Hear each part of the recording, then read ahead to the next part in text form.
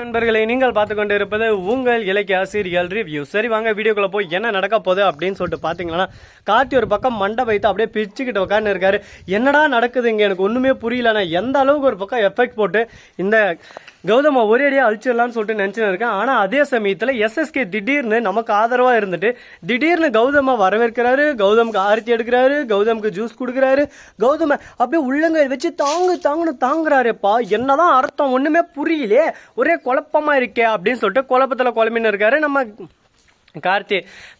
உன் குழப்பத்துக்கெல்லாம் தீர்வு இன்னும் 20 நிமிஷம் உனக்கே தெரிஞ்சிரும்பா அப்படின்னு சொல்லிட்டு நம்ம கௌதம் மனசுக்குள்ள நினச்சின்னு இலக்கிய ஒரு பக்கம் சிரிச்சிட்டு இருக்காங்க. அஞ்சலிக்கு அப்படியே தகன்னு எரியுது ஒரு பக்கம்.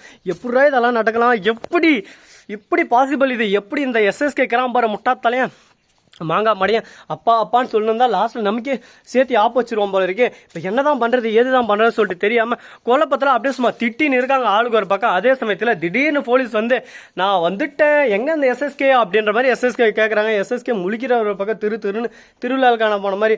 இதுக்கு தான் சொல்கிறது தன்வினை தன்னை சுடும். என்னப்பா எஸ்எஸ்கே போலாமா ஜெயிலுக்கு, இல்லை மாமியார் வீட்டுக்கு போகலாமா அப்படின்னு சொல்லிட்டு கேட்க எஸ்எஸ்கே திருன்னு முழிக்கிறாரு. டே கௌதம், டே இலக்கியா, நீங்கள் சொன்னதெல்லாம் அப்படியே தான்டா பண்ண, ஏன்டா என்னை மாட்டி விட்டீங்க அப்படின்னு சொல்லிட்டு கேட்க, நாங்கள் சொன்னதெல்லாம் நீ பண்ணா உன்னை மாட்டி விடாமல் விடுறதுக்கு நாங்கள் அண்ணா லூஸா, நீ பண்ண தப்புக்கான தண்டனை நீ அனுபவிக்கணும்ல, எல்லாரும் முடியும் உன்னை அசிங்கப்படுத்தி அவமானப்படுத்தி நிற்க வைக்கணும்னு நினச்சேன், நிற்க வச்சுட்டேன். இப்போ நான் இந்த இடத்துல ஜெயிச்சிட்டேன், அதனால் எனக்கு எந்த பிரச்சனையும் இல்லை. இப்போ உன்னை அழகாக மாமியார் வீட்டுக்கு அனுப்பிச்சி வச்சு மருமகளே வா வா அப்படின்னு சொல்லிட்டு பாட்டு பாடுவாங்க.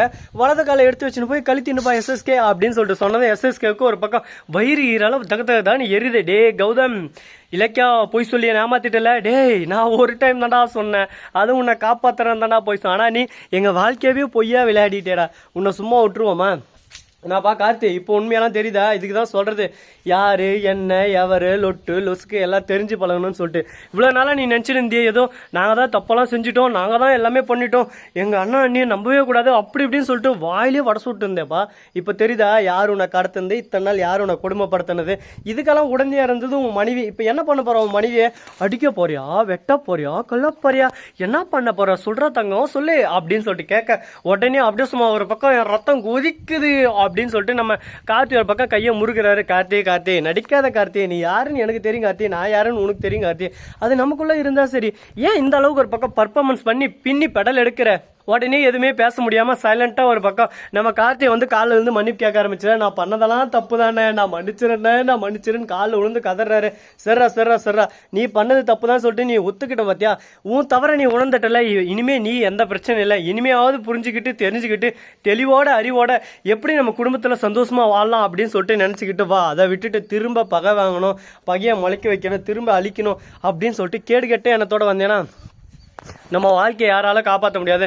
லாஸ்ட் வரையும் நம்ம இப்படியே தான்டா இருக்கணும் அப்படின்னு சொல்லிட்டு சொல்லிருக்காப்புல. இப்போ என்ன செய்யுது ஏது செய்யுதுன்னு சொல்லிட்டு தெரியாமல் ஒன்றும் புரியல சொல்ல தெரியல கண்டால அப்படின்னு சொல்லிட்டு பாட்டா பாண்ட போயின்னு இருக்கு. அதே சமயத்தில் நம்ம இலக்கியா வராங்க. இலக்கியாவை பார்த்து தான் நீ என்ன மன்னிச்சிருங்கன்னு காலில் துவக்குன்னு உடனே டே எதுக்குடா காலில் விடுறேன்னு அவன் அம்மா மாறிடா, அதனால் நீ தப்பு செஞ்சேன், நான் அந்த தப்பை உனக்கு சுட்டி காட்டினேன் அவ்வளோதான், மற்றபடி நான் உன்னை கஷ்டப்படுத்தணும் ஆட் பண்ணோம் அப்படின்னு சொல்லிட்டு எந்த ஒரு விஷயமும் பண்ணல. அஞ்சலியை நம்பாத, அஞ்சலி சரியான கேடு கெட்டவடா, அஞ்சலிக்கு இந்த எல்லா விஷயமும் தெரிஞ்சிருந்தும் உன் கூடயே இருந்து உன்னை இவ்வளோ நாள் கஷ்டப்படுத்தியிருக்கா, இது எல்லாமே உனக்கு தெரியாதுன்னு நினச்சின்னு இருக்கா. இப்போ எல்லாமே தெரிய வந்ததுனால அவள் பார்த்தியா எப்படி மௌனத்தோடு இருக்கான்னு. கார்த்தியை நான் மன்னிச்சிருங்க, அவங்க சொன்னது எல்லாமே நமக்கு ஆதரவு தான் சொன்னாங்க, ஆனால் இந்த அளவுக்கு ஒரு பக்கம் கேடு கட்ட என்னத்தை வன்மத்தை வச்சுருப்பாங்கன்னு சொல்லிட்டு நான் சத்தியமாக எதிர்பார்க்கல. எஸ்எஸ்கே அப்போ கடத்தந்துக்கிட்ட எதுக்கு, நல்லா நம்ம நல்லத்துக்காக தான் அவங்கள கடத்தி வச்சிருந்து, மற்றபடி அவங்கள பழி வாங்கணும்னு சொல்லிட்டு தான், மற்றபடி உங்களை அழிக்கணும் அந்த மாதிரி எந்த ஒரு இடமும் இல்லை அப்படின்னு சொல்லிட்டு அழ ஆரம்பிக்கிறாங்க.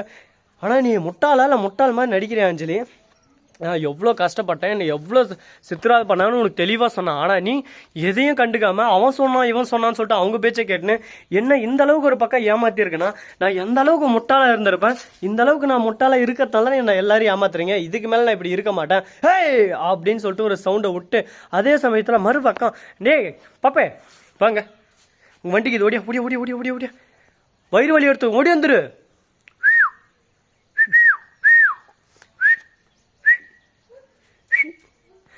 சரி போனதெல்லாம் போயிடுச்சு, இதுக்கப்புறம் என்ன செய்ய போகிறோம் ஏது செய்ய போகிறோம் அப்படின்னு சொல்லிட்டு பார்த்தீங்களா, நம்ம எஸ்எஸ்கே இருக்கால, அவர் வந்து ஜெயிலில் போயிட்டு கழித்துன்னு இருக்காப்ல. எஸ்எஸ்கே இதுக்கு மேலே வாழ்க்கையில் நீ என்னைக்குமே நல்லதே நடக்கணும் அப்படின்னு சொல்லிட்டு மட்டும் நினச்சிக்கோப்பா. மற்றவங்களுக்கு கெடுதல் நடக்கணும், மற்றவங்களை எப்படி அழிக்கணும், அவங்க அழிச்சு அவங்க குடும்பத்தில் எப்படி பிடுங்கணும் அப்படின்னு சொல்லிட்டு எச்சத்தனமாக கேடு கேட்டத்தனமாக எண்ணமெல்லாம் உனக்குள்ளே வந்துச்சுன்னா அப்போயே உன் வாழ்க்கை நாசமாக போயிடும். அதனால் எப்படி இருக்கிறோமோ அப்படி இருந்து சூதானமாக இருந்தாலும் வாழ்க்கை நல்லாயிருக்கும். இல்லைனா வாழ்க்கை நாசமாக போய் ஒரேடியாக டமால் டுமில் தான். அதுக்கப்புறம் ஒன்றும் பண்ண முடியாது. இந்த வீடியோ பிடிச்சிருந்தா லைக் பண்ணுங்கள், கமெண்ட் பண்ணுங்கள், ஷேர் பண்ணுங்கள், டிண்டிங் மேலே தட்டி விட்டு போங்க. அப்போ தான் நான் போகிற அடுத்த வீடியோ உங்களுக்கு உடனுக்குடன் நோட்டிஃபிகேஷனில் வந்து கொண்டே இருக்கும். மிக்க நன்றி. தேங்க்ஸ் ஃபார் வாட்சிங். Tata, see you. நன்றி, வணக்கம், வந்தனம், வருக தருக.